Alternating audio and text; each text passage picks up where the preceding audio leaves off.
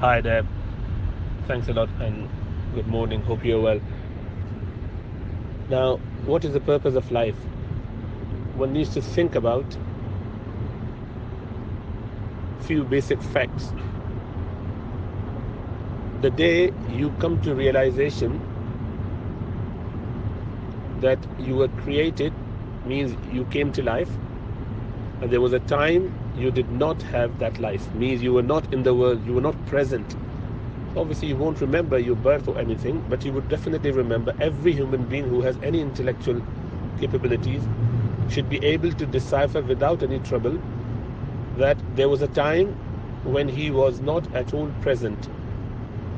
And there's a date of birth, and then subsequently, according to what people told him, he came to this world.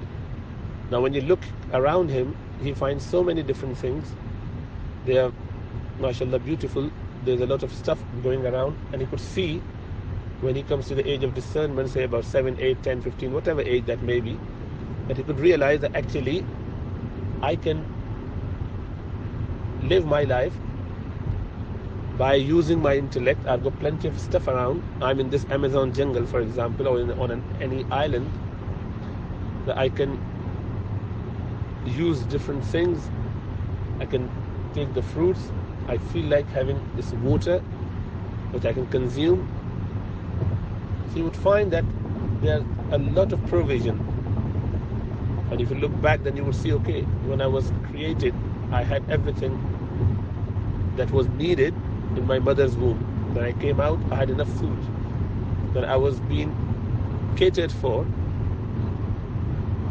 And then I could see that all the other creation around me, like animals, plants, and whatnot, I have got more understanding of the subject. I'm more intellectually sound. I can see things in a different light. I can see other animals being stronger in certain respects, but I can actually control them with my intellectual abilities. The lions of the jungle, the monkeys, the birds, I'm quite able to manage them. So all that strength, that extra or the superiority that I got just by having my intellect and the use of my hands, I can actually work out the ways where I can thrive and live. And I've been doing it. And I know that I have not done anything which has been compensated for by this extra provision. So whatever I've been given and gifted by someone, whoever that may be, whoever created me, whoever was the cause for me to be here, dependent on what you believe in. So it has been done as a favor, because I don't remember doing anything to deserve all of that. Why am I not an animal? In fact, why was I created? I shouldn't have been here. Did I do anything to deserve that? Did my parents do anything that made me eligible for this extra favor over other creations? So answer is no. It is all sheer favor from the Creator, whoever that may be. Then I could realize that having all those provisions plus everything that I need is there that I can use for free. Air, for example, I can breathe in. Water is available. Land is available that I can live on. I can build from trees the house that I could live in without any trouble. I can protect myself against these predators. So all of those intellectual abilities that other creation have, I have so as well. So this is a merciful creator who has been nurturing me and providing me with everything and giving me this intellect that I can use to survive and thrive. And that brings me to the point that it has not been done in vain. There must be a reason, which means that I must be here for a purpose. So what is that purpose? Do I need to figure out myself? How can I figure out myself? And if that purpose is not known to me, how would I work? How would I live up to the standard or the expectation from my Creator? So I need support there. So the intellectual capacity or ability would take me to the point where I can figure out that I was created and I wasn't here before, sometime in the history, and that I was created as a sign of mercy and favor. And obviously, if that's the case, there must be a task that I need to fulfill, a purpose of my life, which I won't know. Is the Creator who should actually know it, and He must tell me, because it behoves that after I finish my time, I would need to go back to that Creator and respond to my achievements. Have I lived up to the standard, up to the expectation? If I did it, I'm fine. If I didn't, then I may be in trouble, because if I was given all those favors, imagine you've been put in a plane and you landed on an island and there's everything that you needed is there without anyone telling you anything. How could you figure out what is your role there? You need to have a document, you need to have something, you need to have someone, an ambassador, someone as emissary, someone who would come and tell you, this is what the sender wants you to do. And you have to fulfill that task and come back. And that will be a successful story. If you didn't, then you may be in trouble. So not even trying to figure out what the message would have been, what the task is, what the job description is a problem. You've been paid your salary every month, and you do not even ask what was my job, and I'm not even going to look at my job description. I would just come and continue to have that and enjoy my life. Obviously, you will be in trouble with that. One needs to find out what my Creator wants from me. I can't figure it out myself, because everyone would feel that they are there for that reason. So there has to be a uniform purpose for the creation. Human being must have a common goal, and in their role they would have certain different ways of achieving the same role. It's like having a hospital built. There has to be a collective goal, which is to cure patients, help patients out, and individually the roles would be different to come to the same goal, come to the same purpose. And that purpose needs to be known, and that can only be known through our learning, knowledge. And knowledge is achieved and gained at 3 different levels, in 3 different ways. The first stage is through our special senses, just by looking, by hearing, by tasting, by touching, and by smelling. So those special senses would help us figure out certain things. Oh, this is good, this is bad, this is hot, I can't have it. We gain some knowledge, but that's not the only way. There is a limit to it, and when that limit is achieved, you have to use your intellect, your mind, your rational thinking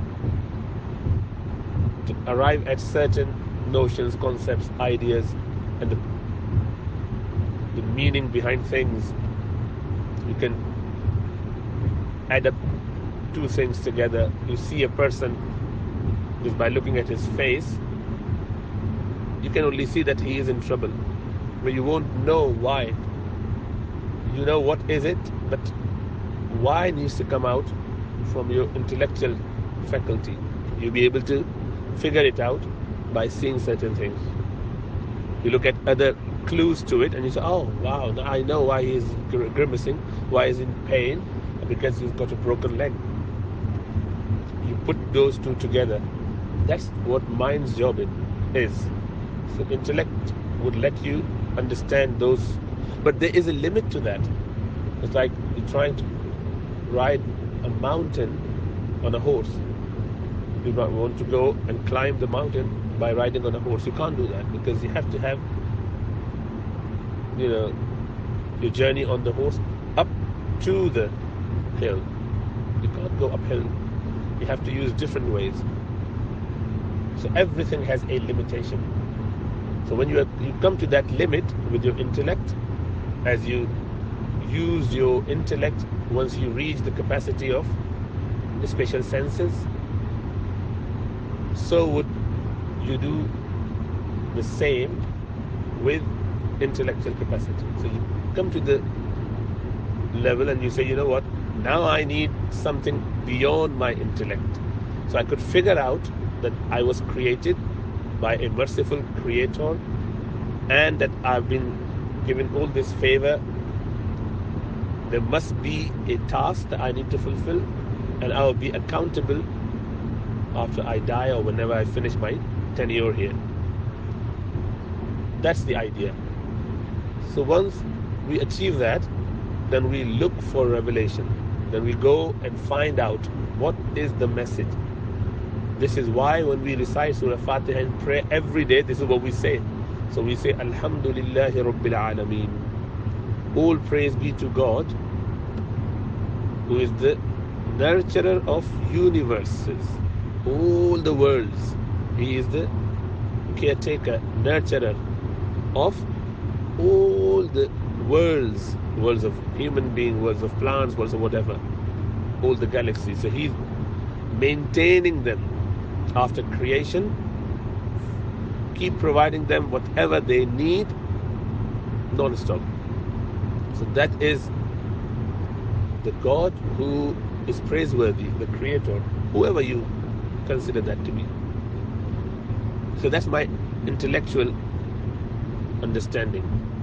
Everyone can achieve that just by using their brain. And then they would say, Ar-Rahman Ar-Rahim. He is the merciful. He is the most gracious. Why? Because, as I said, He did it without me doing any favor. It is a favor done to me without me deserving it, without me doing anything for it, without any payments. It's just done as a favor. I could have been a rock, I could have been an animal, I could have been nothing. So I got it from a merciful God. And then Maliki Yawmiddin. So there must be a day of recompense. I would need to report back at some point. So He is in charge of that day. This is Maliki Yawmiddin. Iyaka na'budu wa iyaka nasta'in. Then we know, once we know all these three basic facts, we know the one who has done all that favors to me and He knew all my needs, He is really powerful. He is really knowledgeable. He is there to help me. He is merciful. So He deserves all the praises. And He is the only one who deserves my worship. I must just worship Him. And whatever I need, I must seek assistance from Him. So Iyaka na'budu, only to You we worship. Wa iyaka nasta'in, and only from You do we seek assistance and help.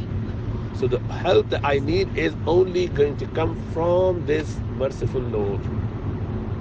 So that then you say, Ihdina as-sirat al-mustaqim. Oh my Lord, guide me to the right path. Guide me to what is my purpose of life. Guide me to where I need to know what would please You. What should I do? What should I do? What should I do? To guide me to the right track, right thing. So Allah subhanahu wa ta'ala then says, okay, I would guide you to the right track. And then Allah reveals through all the prophets since the creation. So 124,000 prophets came every different time in different nations for different people, and then kept advising us, helping us, supporting us, giving us guidance according to the need of the time, change in the time. And that is what the prophets did.